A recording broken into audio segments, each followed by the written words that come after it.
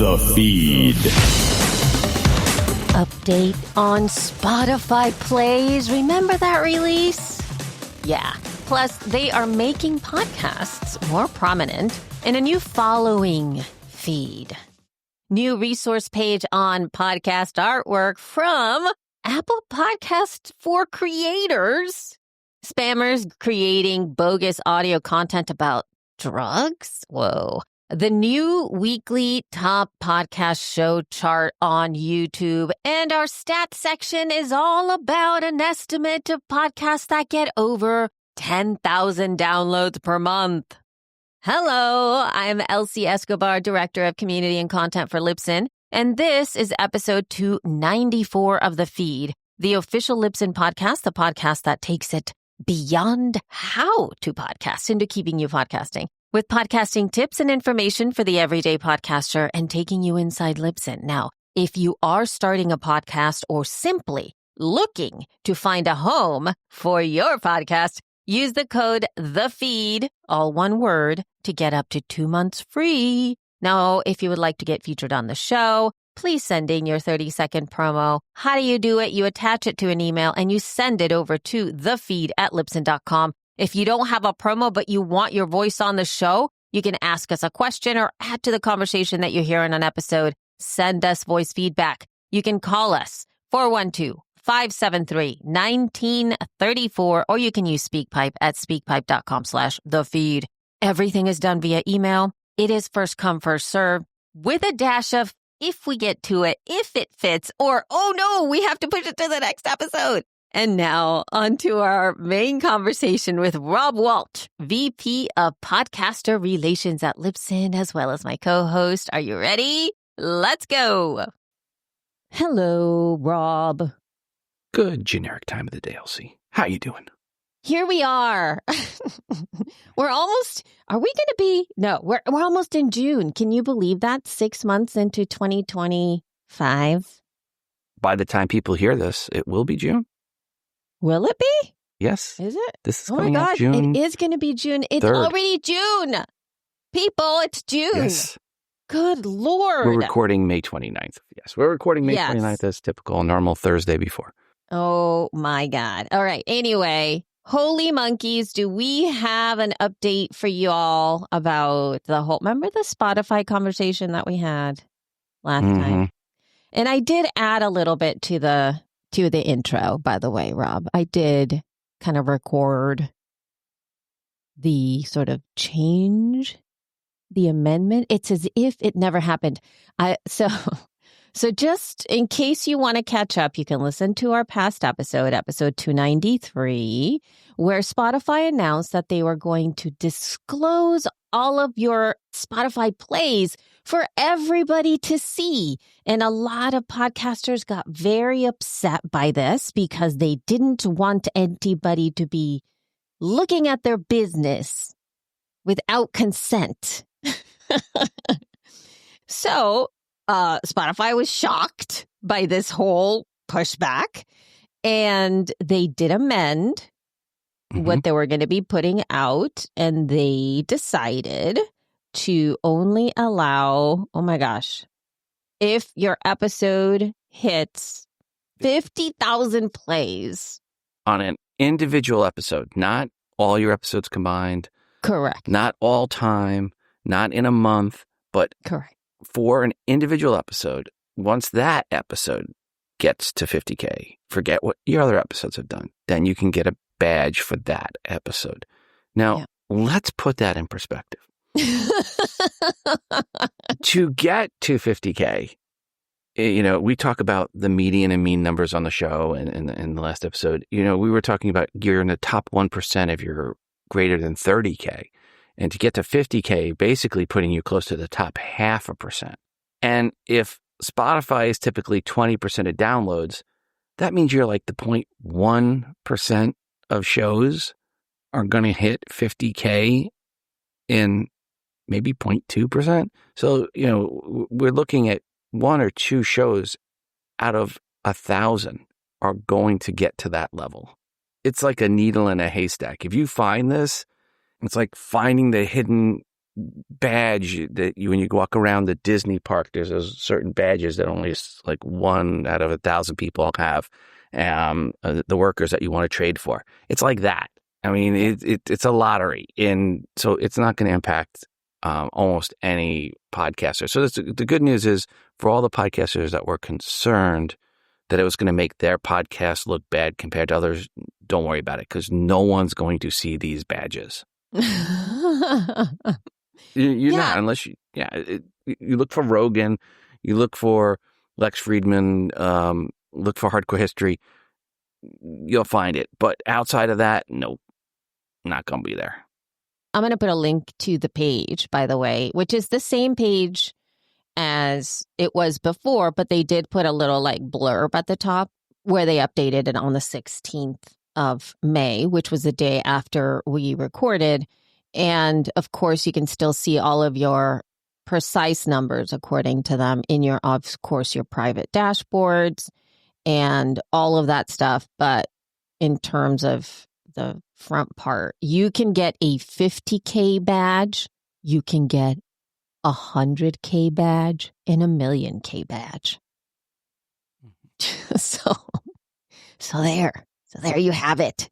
But the interesting thing is that they kind of scrubbed the original release sort of out of all the places, because then they just sort of removed the "this is coming" kind of a thing, and they just have this now. So this is the message. So if if for some reason you start podcasting, in 6 months and you won't ever know what these, it was a blurb. Is that how you say it? A blip, not blurb, a blip in the universe. You will never know that at one time, all your stats had the possibility of being seen publicly. Yep. They rewrote history. Yeah. Oh my God. But we also had some more, another release, this time from Apple Podcasts. Okay, so wait. Before we talk about Apple Podcasts, do we want to talk about what's written at the top of that page first?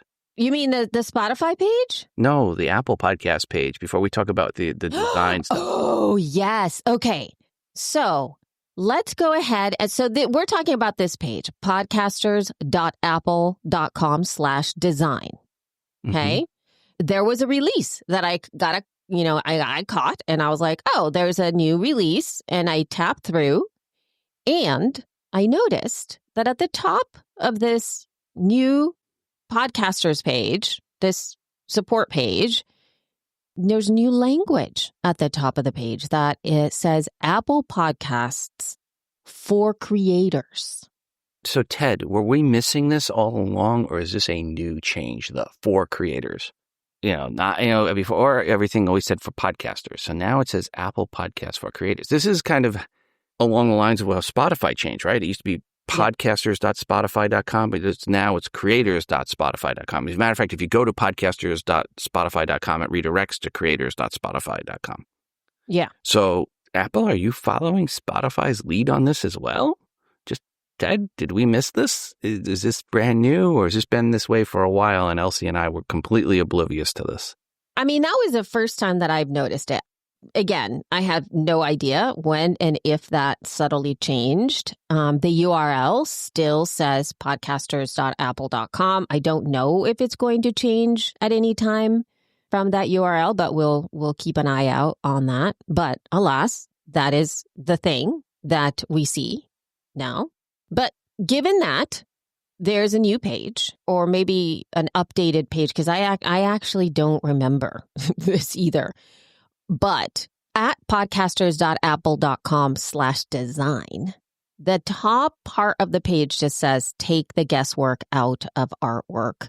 You covered with design resources for cover art, episode art, and more. And it's a really easy to navigate, beautifully aligned page here where you can find everything very simply on how to find everything that you need for creating the best looking artwork as possible. So they have a little artwork guide at the top that is like Artwork 101, a link through to an article for that.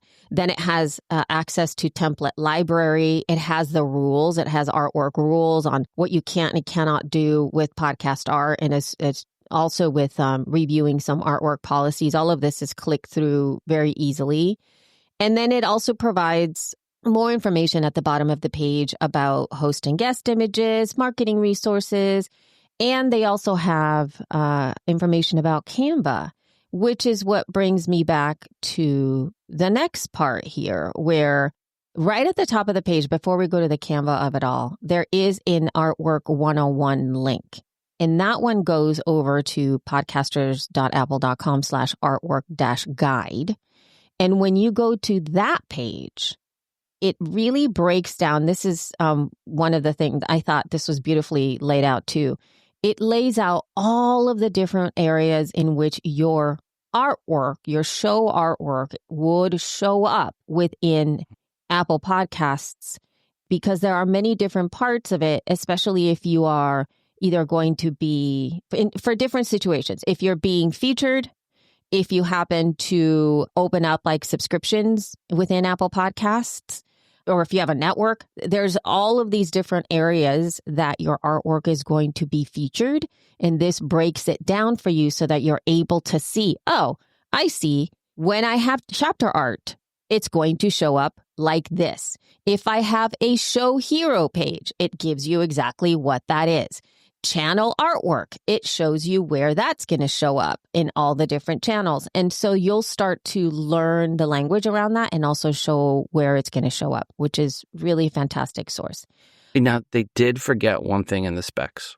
Oh. Less than 500 kilobytes for the file size. Apple refuses to put that in there, but we see it when there's a slowdown in updates of podcasts from time to time. It's because the artwork is 8 meg, 6 meg, 4 meg. Large episode and show level artwork can randomly cause your show to delay in publishing in Apple Podcasts. And we've seen this over the years, and simply changing the artwork is the only thing we do. And then all of a sudden, magically, the show starts working.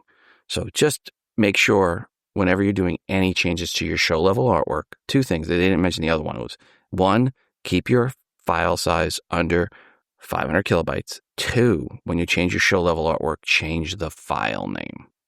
If it was logo.jpg, the next one should be logo2.jpg, logo3.jpg, logo 4.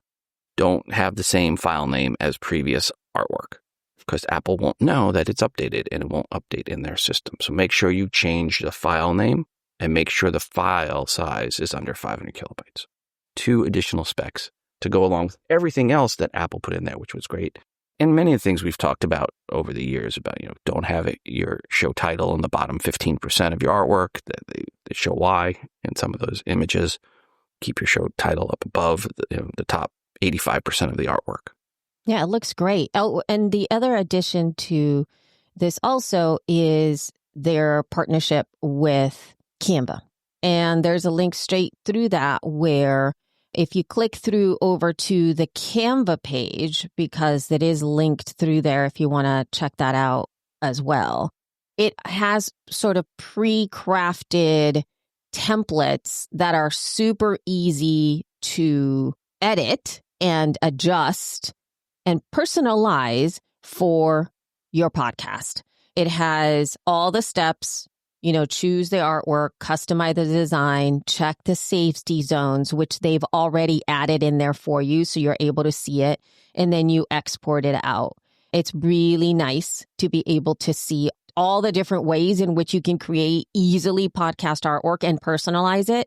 They also have the other graphics that go along with your podcast, like your channel icon, your channel logo, the subscription icons, and the episode artwork. So they have all of that stuff outlined there as well. So you're able to see all of that. And it's just a really wonderful execution. Hats off to them because, I mentioned too that Apple, as you know, we've been saying this on the show for so many years. They are so visually focused. The aesthetic and what people see within the entire ecosystem of Apple overall is a very clean look. They care about the way things look. And graphic design is not an easy thing when you've never done that before. And, just because you happen to be an incredible audio producer or you happen to be a super amazing podcast host, somebody who has hosted many things and you have a talented actor, it doesn't necessarily mean that you are also an amazing visual designer. And this makes it really easy. So I really love it. You will not get featured if your artwork is not pretty. It is that simple. I mean, this goes back to when Adam Carolla launched his podcast way back when. The Apple team reached out to me and said, "Do you know anyone there? We want to feature his podcast, but his artwork is just so darn ugly. We can't feature it." And I always say to people, if he couldn't get featured with bad artwork, you will not get featured with bad artwork, period. End of story. And Apple has always, for 18, 19 years, always had that aesthetic. You have to be pretty artwork-wise to get featured. And the thing is, there are a lot of places where the graphics go on a website and or an app. And it is challenging to be able to scale things up. That's another thing that's kind of hard for a lot of the layperson. If you're really into graphic design, of course, you know all of these different things. But for a lot of podcasters, they've never really had to deal in the same way that a lot of podcasters have never really truly had to deal with audio overall, and maybe are starting to learn the difference between WAV files and MP3 files, what's compressed, what's not. Same thing with artwork as well. That has different types of specs. They look different at different sizes. And especially with TVs coming into the mix now, when people are seeing a lot of the stuff on big, giant TVs, your artwork needs to be able to scale up and down and all of this stuff. So this actually makes it easier for you to be able to see that. And one thing that I really loved about the Canva page too is they do talk very much about your artwork for your actual show in all of the different ways. But if you scroll down the page to, they do have other ways, like they have social media posts added to there. They also have story, which is again social posts, like the vertical story type posts. And they even have ads for your show. They have a little, like a way in which you can put a little tiny leaderboard ad in different places, and they're already pre-crafted with the Apple Podcasts little logo added to the mix so that you're able to create graphics that are promoting your podcast, that are above and beyond having just the general show graphics over there too. So it just gives you an opportunity to have a place to start with, because I know that's challenging too, just that first step. They provide you with the first step. You're then able to personalize according to what you need. So I like it. Very cool. Good for you guys. Good for you, Apple Podcasts and Canva. Nicely done. Nicely done. All right. Back to Spotify. So yeah, we got a bunch of Spotify stuff in this episode, but there's some new features. You want to talk a little bit about what Spotify rolled out this week? Yeah, so it seems like this last week, they announced a handful of new features designed to give podcast a more prominent position in its app.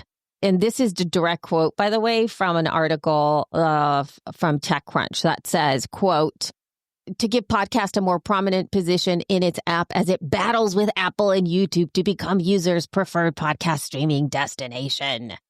It says that the company will begin recommending podcasts on its homepage and provide a following feed for staying up to date with the latest episodes of your favorite shows. Soon, Spotify will also roll out new tools for podcast creators to recommend content and better engage with their fans in comments. So wait, so that's like a playlist feed?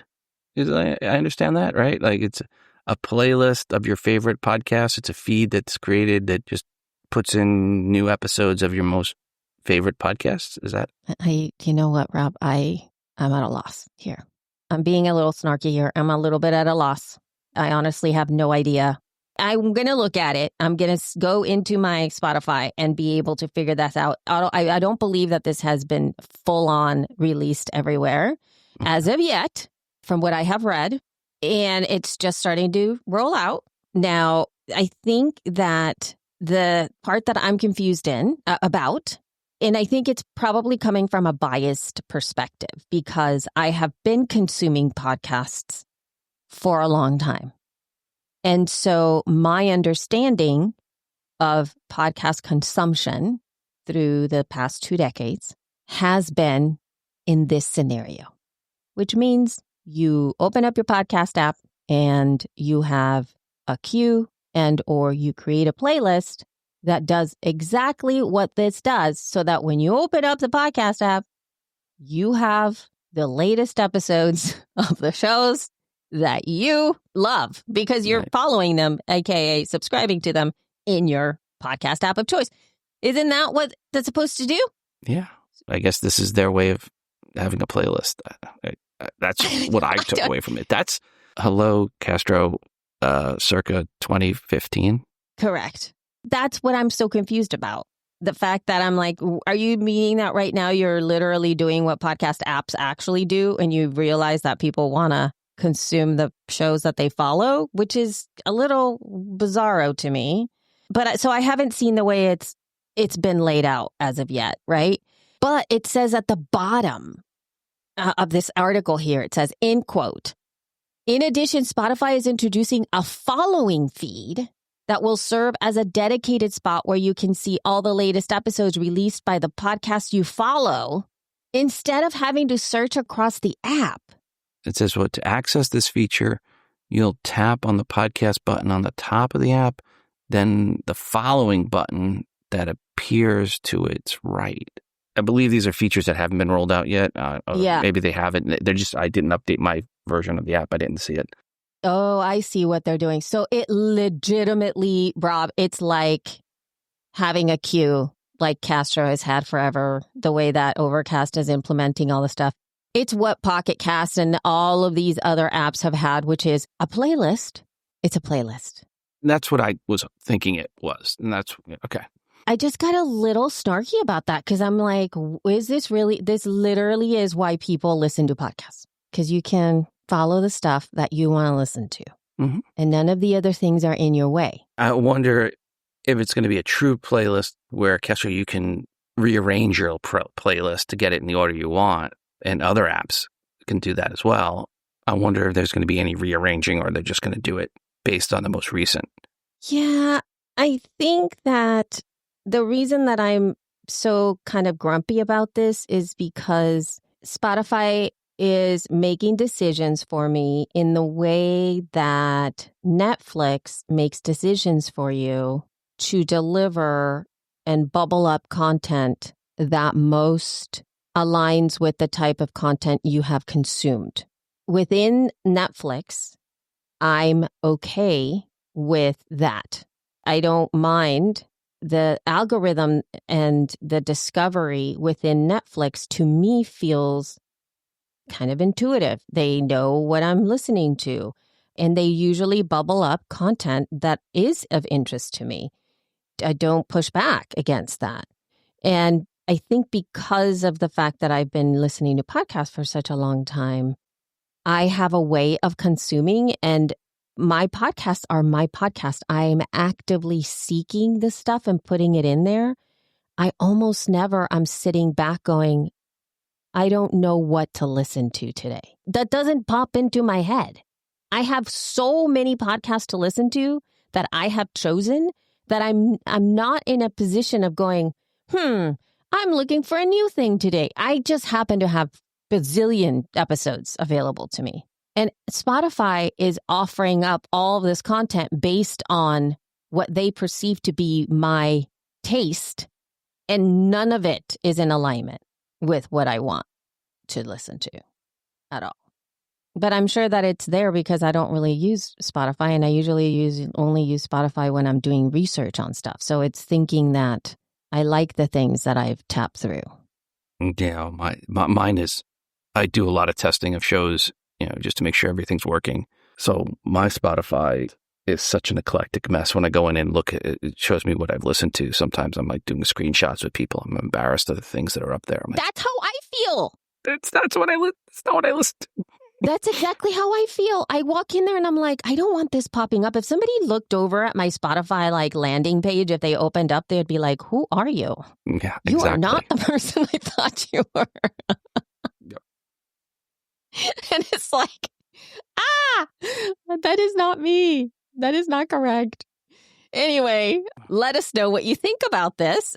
I'm sure that there's Spotify users out there that are like super into it. And if you love Spotify, let us know what this is like for you. And if this is something that you're like, yes, so excited. I'm going to have to hit up my kids because they do listen to their podcast on Spotify. So I'll see what they have to say. And I guess now sticking to Spotify anyway, we're going to be talking about some trouble that it seems like they're getting into. Yeah, okay. So this first part here is a quote that comes from CNN article titled, Spotify Removing Drug Sales Podcasts. Here's the quote out of the article. Quote, if you search Adderall on Spotify's podcast page, you'll find health podcasts about ADHD, shows about addiction recovery, and comedy podcasts where hosts talk about using the medication. You may also come across multiple pages masquerading as podcasts that direct users to buy drugs from potentially dangerous and illegal online pharmacies, unquote. Ooh.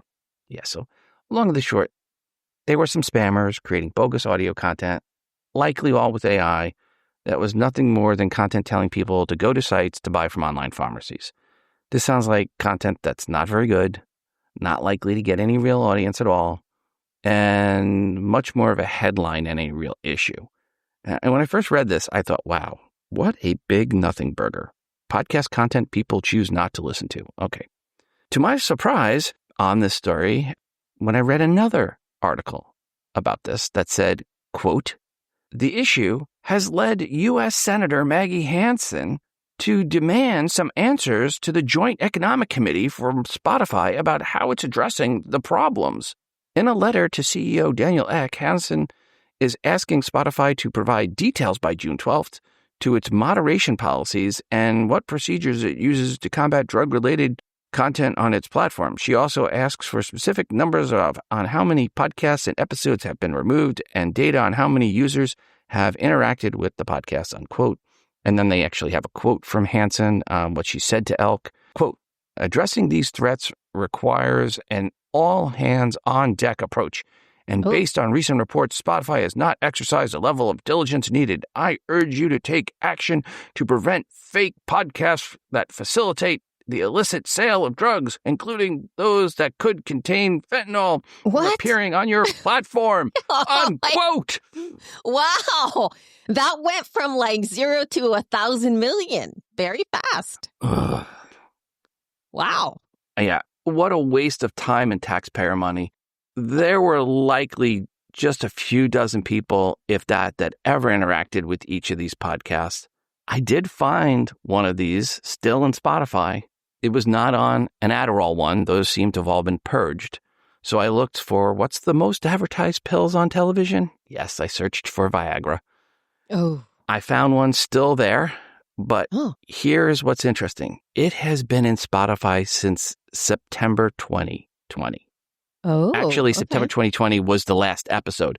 It was generated with AI back then. So it's an AI female voice. And it's also in Apple Podcasts with 0 reviews in either Apple or Spotify for a show that launched in 2019 with 25 episodes. The episodes are about 6 minutes long, give or take a couple minutes. And the one I found had a title about how to get the E part of ED without pills. But then at the end of the episode, after talking about healthy lifestyle, it says, if you still have ED, then go to this site for 40 milligram tablets. Point is this, I was probably the only person that ever finished that episode, be it at 2x speed. And this is not a new issue. And if not for the PR and a senator putting her 2 cents where they don't belong, would not be an issue at all. And Ted, if you want, I can send you the link to the podcast and Apple Podcasts. Just email me. And I've got a link where it's in Spotify. So Paulo, if you're listening, let me know and I can tell you where that one's found. But the point is they are there still, and they've been there for a long time. This isn't something new that popped up. And guess what? It's not surprising. Spammers try lots of things. This literally, there's no reviews, none, not a zip for either show in 5 years, 6 years since this show's launched. Nobody's listening. Podcasting isn't a medium where spams work like this. It's not a stumble upon medium. It's a medium where for the message to get out, people have to really engage with it. And after listening to that episode for 4 seconds, you would realize it's not content you want to listen to. It's with a really choppy AI voice, and it's clear it's not a human, and it's clear the content isn't any good. I still think it's a big nothing burger that a senator wanted to get some PR about. So there, you got it, Senator Hansen. Kudos. Good job. Good job.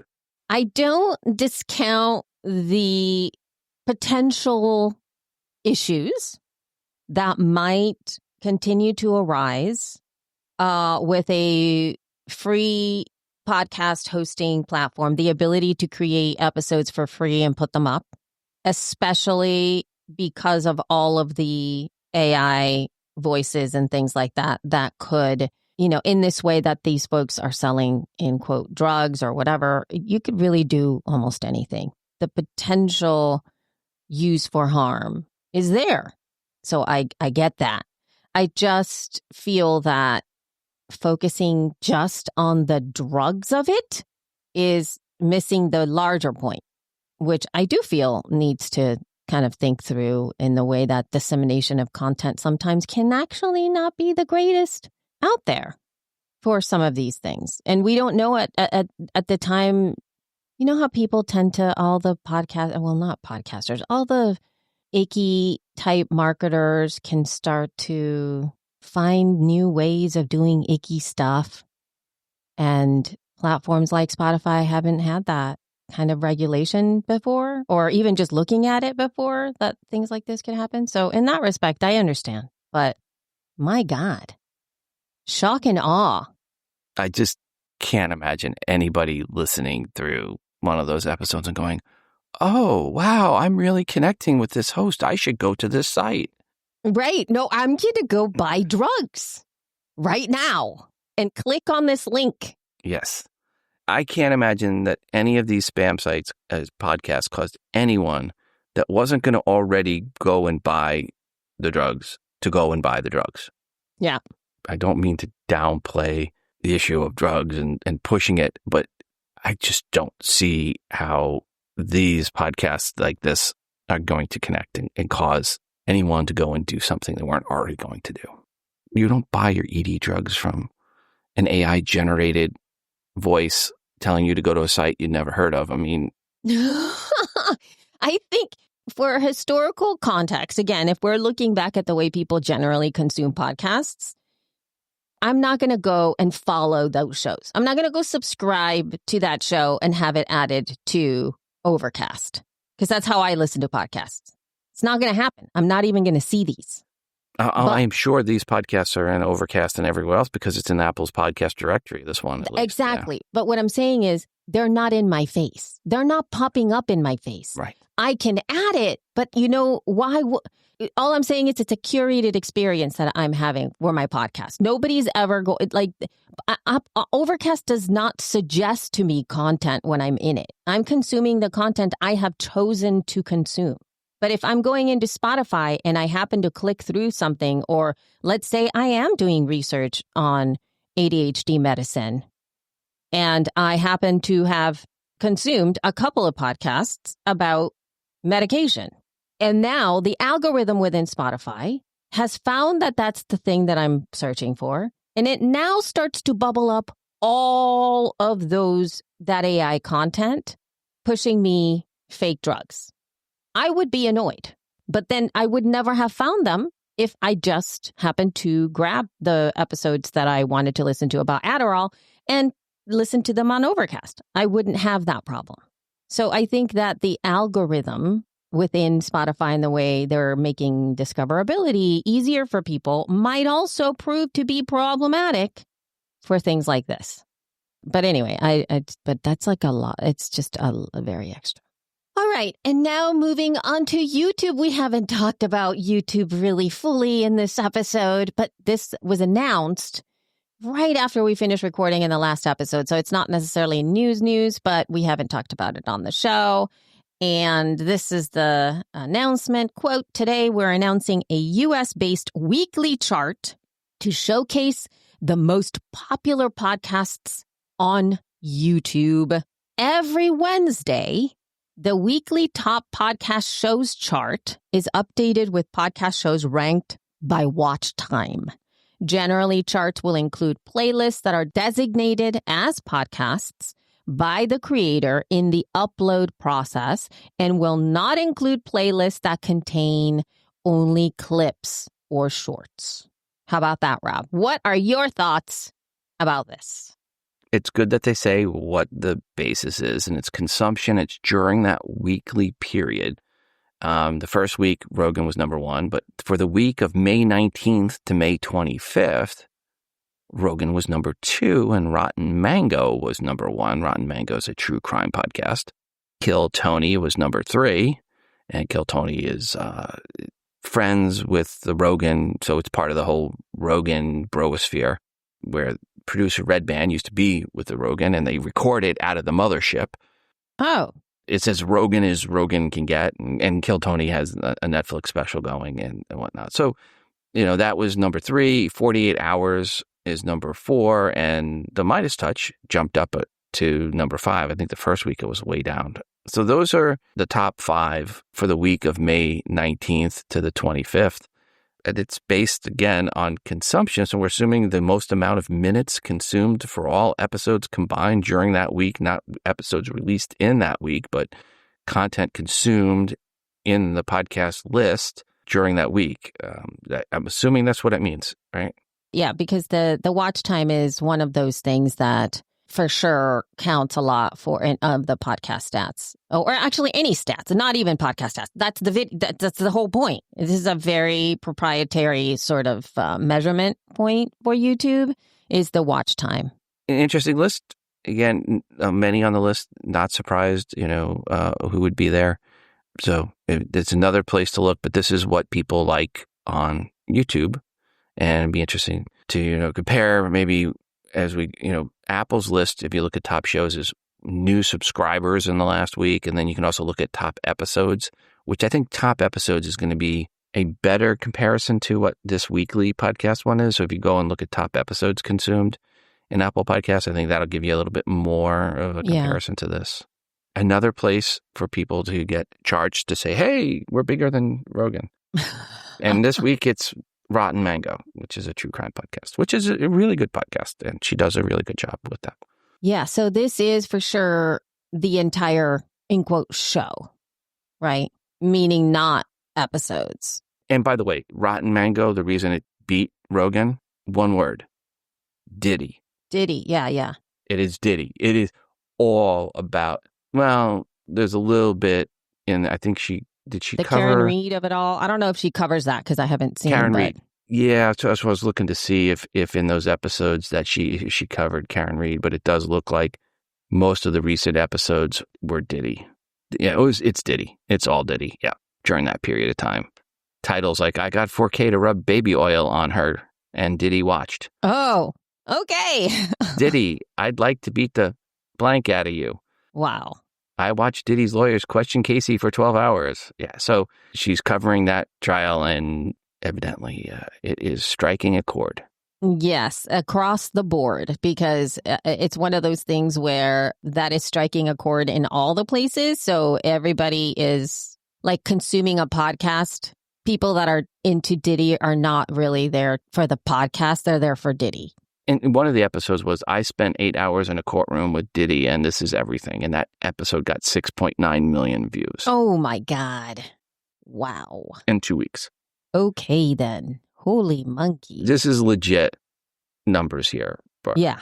Again, she's been around for a long time, and she does a really good job. So kudos to her, and congrats, I guess. And yeah, sad that it has to be what it's about, but it is what it is. Hopefully people stick around too, because that's the other thing that, I mean, there comes a point when any time pop culture is talking about some of the same narratives, everybody gets a point of saturation where you can no longer, it's like, okay, can we cover something else now? You know, there comes a point when that ends up happening with pop culture. I'm done with it. At first it's like, oh, yay. And then it's like, okay, enough. Again, she isn't new. If you haven't heard of her, she's been around and she's had a strong, large audience, audio and video side for some time now. Yeah, it's interesting to do. It would be very curious to be able to follow the content trends. It's a different type of content that's obviously being consumed in YouTube. There are threads that connect them all. And I feel that this is a little more reflective of the mainstream consumer, like the overall vibe of people consuming content outside of watching, streaming series and Prime or Hulu or Paramount Plus or whatever. This kind of gives you an idea of, which is, the other thing we didn't mention, or maybe I didn't make clear too, this is US based. Okay. Well, that has to be very, very clear. It's US based. And when you look at this list, it shows its US-ness. Mm-hmm. It's the vibe of the culture, which I'm not sure I like, because it's a little scary to look at what that says subconsciously about the entirety of the world of the United States. Well, I mean, there's definitely hard left and hard right shows in the list, right? You got Midas Touch on one side, you got Sean Ryan and Tucker Carlson on the other side. I'm just going down the list, and then there's Megyn Kelly and the PBD podcast. I guess that's more in the middle, but still very political. Tim Cast. You've got Democracy Now!, Philip DeFranco. So there's a lot of politics podcasts in here. The Bulwark, right? Yep. On the left. Joe Budden on the left. So again, I would say it's a mix between true crime and politics podcasts when I'm looking through this list, and a few sports ones. Well, that's what I'm saying. It's like that's an imprint of basically the United States. Politics, sports, true crime, and pop culture. The number 100 show of this week was Debriefed, an Area 52 podcast with Chris Ramsey. So we'll give you the last one in the group. So what is this podcast about? What is this about? Is it about aliens? It's a paranormal alien podcast. So there we go. We got one bright light in all of this stuff. Paranormal aliens added to the mix. There's some hope for society yet. When your alien paranormal podcast is a shining light in the list. Okay. Oh, my God. I know. They'll be like, oh, my God, we made it on the list there. Anywho. All right. Well, I also found another service here called, it's actually a nice URL, don't you think, Rob? Listener.com. Yeah. I don't know what. I mean, I'll let you say what you. Yeah, I'm actually. Did you sign us up? Is that how we got that URL? I did sign us up, but I actually made it private so you can't really see, because I kind of I did email them going like, I need you to set this up for me. So listener.com is kind of like I think that the people who created this saw the problem of not being able to have a succinct, easy way for podcasters to share their data with potential sponsors and advertisers, and to be able to have like a public way for them to share that, plus having media kits and things like that all in one place that looks really nice, like a little dashboard for you to be able to put that out, because people are constantly asking about that in all the places and social. And so this was created so that you could add your podcast in there. If you go over to listener.com, there are different pricing structures. There is a free tier where you can basically add your show in there, and it like compiles all the different places of where your show is. If you, let's say, add your Instagram and YouTube and Spotify and, all of that, it kind of pulls everything where you are together in one place. And I believe, because I haven't added any more outside of for the feed, because I did open up an account for the feed, The only two things that I have connected in there are just Spotify and Apple Podcasts, because we happen to be unique in the sense that our show doesn't have a dedicated, it's not unique in that we don't have a dedicated presence. Meaning, if I add the YouTube, it's the Libsyn YouTube channel. Mm-hmm. It's not the Feed's YouTube channel. If I add any of the social, it's Libsyn's social. It's not the Feed social. So I don't feel that necessarily represents our audience if we were, and that's what I was thinking, like, this is just the Feed. I just wanted to see what it looked like. And it pulls data into this place, and then it gives you a really nice looking, visually nice looking dashboard, Rob. That's what it is. So if somebody's interested in, like, let's say sponsoring the Feed or something, we would be able to send them over to listener.com/the feed and then say, here's my stuff. And you have the option of making it private, which is what I did. So when you make it private, when you go to listener.com/the feed, you have to put in your name and email, and then I would get sort of that request, and I would either give you access or not. I don't know how that works because I haven't done that. But it looks nice, Rob. It looks pretty. It's a pretty looking thing. The link that you sent me didn't look pretty. When I went to the link, now it says, okay, so now it's different than what I saw last night. Yeah, because I fixed it, because I was supposed to, like, add this information to it and stuff. Okay. So now it shows, now you have to put your name in there, your email address, and like a company as an optional, whatever. And then I would have to give you access to look at that myself instead of having it be public. But you can actually make it public. So if you have your show out there and you really want to show people the scope of your reach, right? You add all of the different places, like I said, your Instagram, your other social channels in there, YouTube, Spotify, Apple Podcasts, whatever, and it compiles everything. So it gives you a visual overview of the potential reach. Okay, so interesting. I went to the form at that page, and I put in my information, and it instantly gave me access to the page. Oh, and so well then, so much for giving you permission. Yeah, so I put in that, and it popped up with the page, and now it's showing about the show. It's showing the Apple primary podcast stats for Apple. It says total fans 0, podcast rating 4.4, number of episodes 301. So maybe no stat information yet, but yeah, I don't. And so here's when I got confused, because when I first went in there and I put in our podcast name, mm-hmm. I had the feeds pop up, as in like mm-hmm. two of our show, the feeds pop up. And that's when I was like, oh no. And so I kind of manually added this one in there because I didn't know. Remember how there was like a double of our show for whatever reason? Yeah. But so did this require you to go into your Podcast Connect account and give them access to it? No, not at all. So it's just taking it's just taking the public information that's out there? Yeah. And so when I put in just the feed, like you literally just put your stuff and then it bubbles up your podcast and then you choose the one. And then one of them had 303 episodes on the feed. And then the other one had 308 episodes on the feed. And I was like, I don't know which one is the right one. So I didn't choose either. I went to Apple Podcast and grabbed our link and put it in there. I don't even know how they're getting the data. Well, it's saying there's 301, so it went with the 301. Yeah. So regardless, it's there. You guys, you can go check it out. And then you can pay money if you want more things. It's pretty. Once it's populated with all the stuff.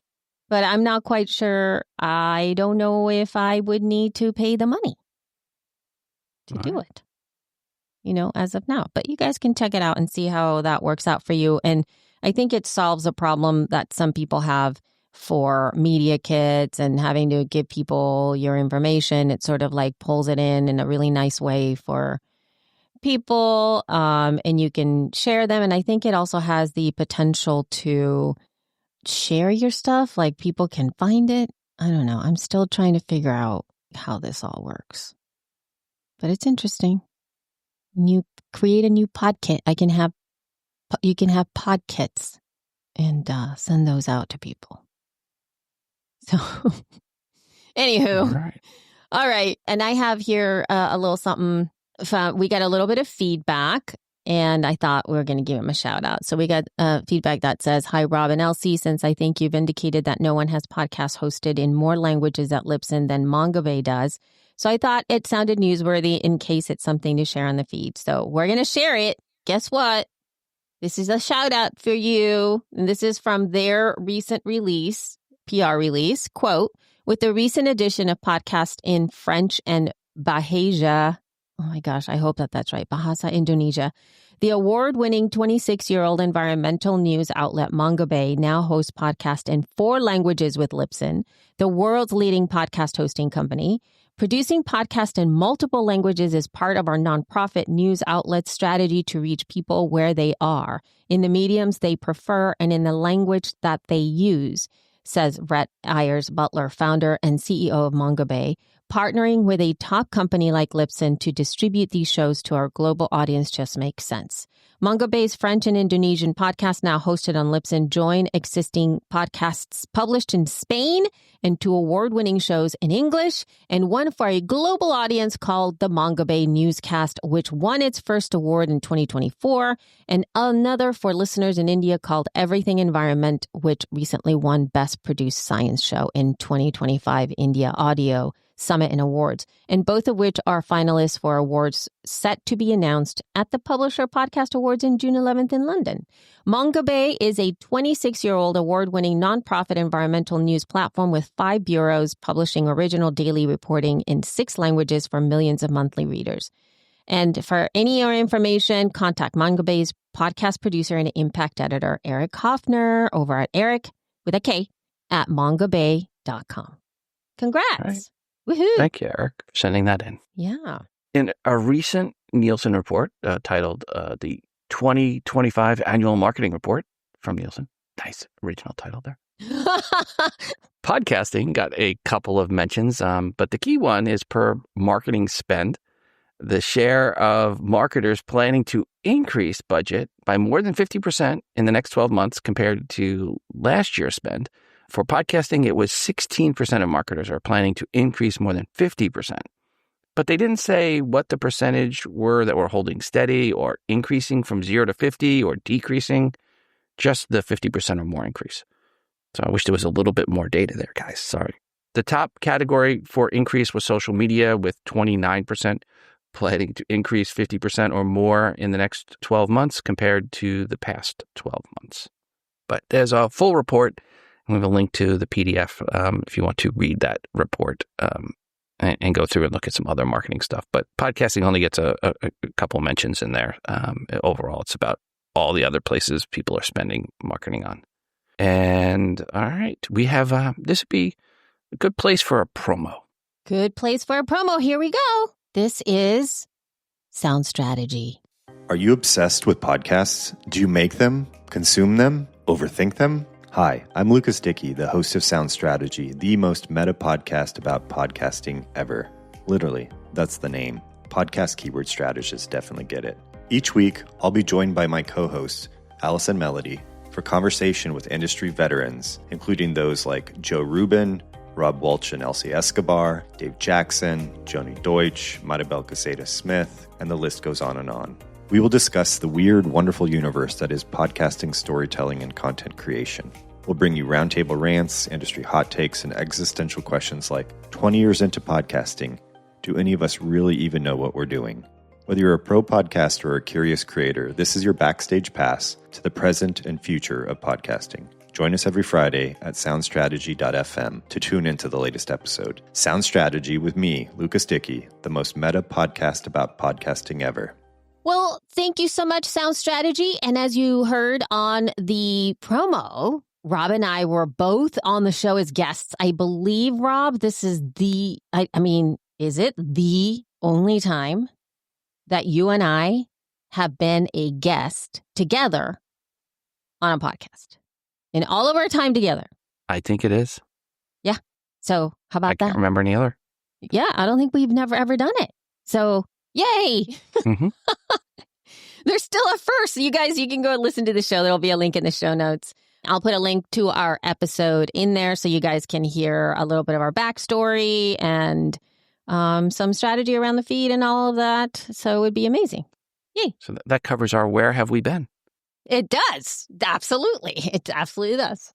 All right. So stats, as I mentioned, we're recording this episode on May 29th, which means this is actually the third episode we recorded in the month, which means the monthly stats are not over. So we have to wait until the next one for me to do median and mean because I can't pull that report until the month is actually over. A few weeks back, though, I asked Grok this question. So I do have some stat stuff here to throw in. So this is bonus stat stuff. Roughly, and this is my question to Grok, roughly how many podcasts are there that get over 10,000 downloads a month? And here was Grok's response.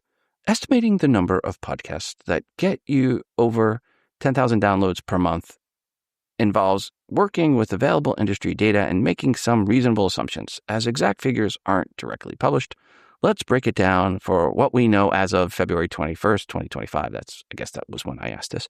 First, the total number of podcasts is substantial. As of January 2025, there are approximately 4.3 million podcasts worldwide, according to various industry resources like Podcast Insights and Buzzsprout stats. However, not all of these are active, meaning they've released an episode recently. Data suggests that only about 15 to 17.5% of podcasts are active, having published in the last 90 days, which brings the number of active podcasts to roughly 645,000 to 2,500. It's wrong there. The number's like 400, but okay. Going back into my Grok voice. For simplicity, let's use a midpoint of around 700,000 active podcasts. Next, we need to determine how many of these active podcasts achieve over 10,000 downloads per month. Podcast download statistics are often reported on a per-episode basis with a specific time frame, example 7 days or 30 days after release, and benchmarks come from hosting platforms like Buzzsprout, which tracks over 120,000 active shows. According to Buzzsprout's January 2025 data, top 10% of podcasts get 469,000 downloads or more in the first 7 days. Top 5% get 1,120 in 7 days, and top 1% get 4,700 downloads or more in 7 days. The metric of 10,000 downloads per month is trickier because it could mean total downloads across all episodes in a month or downloads for a single episode within 30 days. Industry norms, example from Libsyn and OSHA, suggests that advertisers often look for 5 to 10,000 downloads per episode within 30 days as a threshold, implying this is a significant benchmark. Let's assume 10,000 downloads a month refers to a single episode performance for within 30 days, as this aligns with how success is typically measured. That was not what I asked. But anyway, Buzzsprout's data does not directly provide 30-day for 10,000 downloads, but other sources help bridge the gap. Like Libsyn's Rob Walsh has historically noted, circa 2021, that an episode, yes, Grok quoted back to me for my question, which was really meta. Circa 2021, that an episode with 9,000 downloads in 30 days is in the top 5%, and 50,000 downloads in 30 days is in the top 1%, adjusting for growth in podcasting since then. And considering Buzzsprout's figure of roughly 47 at the top 1%, it's reasonable to estimate that the top 1% might reach 10 to 15,000 downloads over 30 days, given downloads taper off after the initial week. If 10,000 downloads per episode is in 30 days falls around the top 1% mark, a conservative estimate, as it might be slightly below 2%, then 1% of 700,000 is approximately 7,000 podcasts. However, some podcasts release multiple episodes per month. Weekly shows, 4 to 5, yada, yada, exceed 10,000. Let's see, downloads. Okay, so get to the point here. Without precise 2025 data, for the 10,000 download threshold, a rough estimate based on the top 1 to 2% range seems plausible, splitting the difference and accounting for growth in listener numbers projected 630.9 million by year end 2025. I'd estimate roughly 10,000 to 15,000 podcasts get over 10,000 downloads per month, per episode, or in total as of early 2025. This is a ballpark figure leaning toward the lower end if we're strict about per episode performance, and higher if we include cumulative monthly totals for frequent publishers. This number feels consistent with the competitive podcast landscape, where only a small fraction, like the top 720,000 shows with over 10 episodes, sustain significant audience. Reality is most podcasts hover around 100 to 200 downloads per episode, so 10,000 plus is a rarefied tier. It was a long way to get to, not a clear answer, but overall, I had estimated that if we wanted to say how many get 10,000 a month, it's somewhere in combined, all over combined, it's somewhere around the 100 to 250,000 range, depending on how you look at the numbers. And I would say around 100,000 is more accurate number of how many get to 10,000 a month, all episodes combined. And I think if you took Rock's number, and I went back a little bit on this, long and short, it's not a big percentage. And the reason I say 10,000 per month, all episodes combined, that's really kind of where you want to be if you're going to monetize with programmatic. You can do it lower, and yes, and you can make some money at the lower, but if you want to make money that is enough to pay for hosting, enough to pay for equipment, you got to be probably in the 10K range for all episodes combined. So have a return on your investment. And that doesn't even include your time. Just talking about equipment and other software and other support materials. And I look at that number as overall, we'll be lucky if it's at 10,000, 100,000 shows in the whole podcast sphere that get to 10K. And it's probably a little bit under that. There we go. That's the long of the short. All right. And if hopefully you were not operating heavy machinery during that section. Well, maybe now it's a time they just like woke up after they heard me laugh. They're like, why is she laughing? Anyway, all right. If you guys have any feedback, anybody? I mean, I think we've already covered where have we been and where are we going, or are we doing that again? We were also at the podcast show in London, which seemed to be a great success from what I have seen, at least in LinkedIn land. There's a lot of people there. Good show. Hopefully we'll have more people there next year. Yeah. And we're going next to Podcast Movement period in August in Dallas. And you already heard where Rob and I have been, so you can click through and listen to another episode where we were featured. But if you have any other feedback, though, you can for sure email the show, thefeed@libsyn.com. And we will talk about what you're sending over, because we talk about feedback on the podcast. It's very meta that we're asking for feedback right now, you guys, because we literally craft this based on the stuff that you guys send in. Okay? Yeah, absolutely. All right. So if you're looking to start a podcast or switch up your podcast home, you can use the code THEFEED for a free month with us. That would be amazing. We would love for you to be part of the Libsyn family. And again, thefeed@libsyn.com. If you have anything to say, you can also call us at 412-573-1934, or you can use SpeakPipe at speakpipe.com/thefeed. All right. Till the next time, folks. Ciao. Bye.